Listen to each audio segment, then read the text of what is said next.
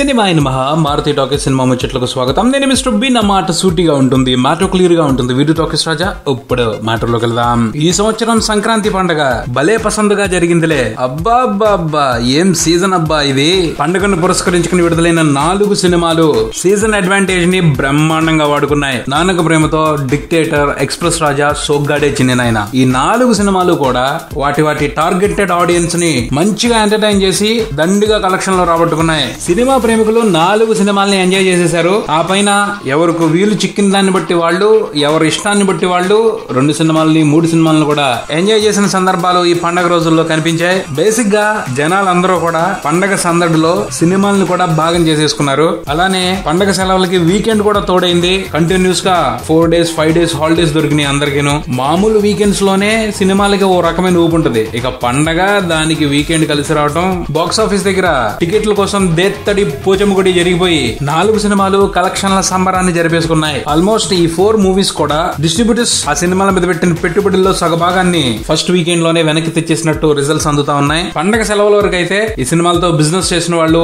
ఈ సినిమాని రూపొందించిన వాళ్ళు అందరూ కూడా పిచ్చ హ్యాపీస్. అన్నింటికంటే ముందల విడుదలైన నాన్నక ప్రేమతో ఫస్ట్ డేనే రికార్డు కలెక్షన్లు సాధించింది. ఆ పైన రన్ ని స్టడీగా కంటిన్యూ చేస్తూ ఈ సీజన్ లో హైయెస్ట్ వసూళ్లు సాధించిన సినిమాగా నిలిచింది. ప్రత్యేకంగా ఈ చిత్రం ఏ సెంటర్ ఆడియన్స్ నుంచి నీరాజనాలు అందుకుంటుంది. యూఎస్ లో అయితే బ్లాక్ బాస్టర్ గా అప్పుడే స్టాంప్ వేపించేసుకుంది. నందమూరి బాలకృష్ణ నటించిన డిక్టేటర్ కొంత డివైడ్ దాకా వచ్చినప్పటికీ బీసీ సెంటర్స్ లో పండగ రోజుల్లో పొటెన్షియల్ రన్ కొనసాగించింది. ప్రత్యేకించి నందమూరి అభిమానులు ఈ సినిమాని భుజానికి ఎత్తుకున్నారు. కొంతవరకు మాస్ ప్రేక్షకులు కూడా ఈ సినిమాని ఎంజాయ్ చేయడానికి ఇంట్రెస్ట్ చూపించారు.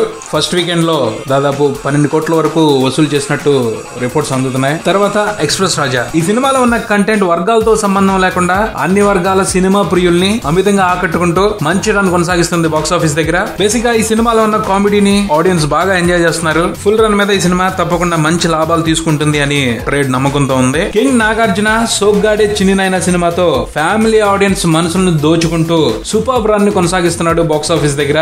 బంగారు రాజు క్యారెక్టర్ కి పడిపోయిన మాస్ ఆడియన్స్ కూడా ఈ సినిమాని చూడడానికి ఎక్కువ మక్కువ చూపిస్తున్నట్టు పరిస్థితి అర్థమవుతా ఉంది. సినిమా చుట్టూ మంచి పాజిటివ్ వైబ్రేషన్స్ ఉన్నాయి అండ్ సూపర్ టాక్ స్ప్రెడ్ అవుతా ఉంది పబ్లిక్ లో. సీజన్ లో విడుదలైన అన్ని సినిమాల్లోకి ఎక్కువ మార్జిన్ తో లాభాలు తీసుకునే సినిమాగా సోగ్గాడే చిన్న నాయన అవతరిస్తాడు అని చెప్పేసి ట్రేడ్ చాలా బలంగా మాట్లాడటం కనిపిస్తా ఉంది. ఇలా 4 సినిమాలు కూడా ఆదివారం వరకు బాక్స్ ఆఫీస్ దగ్గర చక్కగా పెర్ఫార్మ్ చేశాయి. ఇక నార్మల్ వీక్ డే లో ఈ సినిమాల పరిస్థితి ఎలా ఉంటది అన్నది అందరూ కూడా ఆసక్తిగా ఎదురు చూస్తున్న అంశం. చూద్దాం మరి ఏం జరుగుతుందో. ఇది బులెటిన్. మరో బులెటిన్ తో మళ్ళీ కలుద్దాం. Subscribe and keep watching Maruti talkies. For me mister B and talkies Raja. Thank you.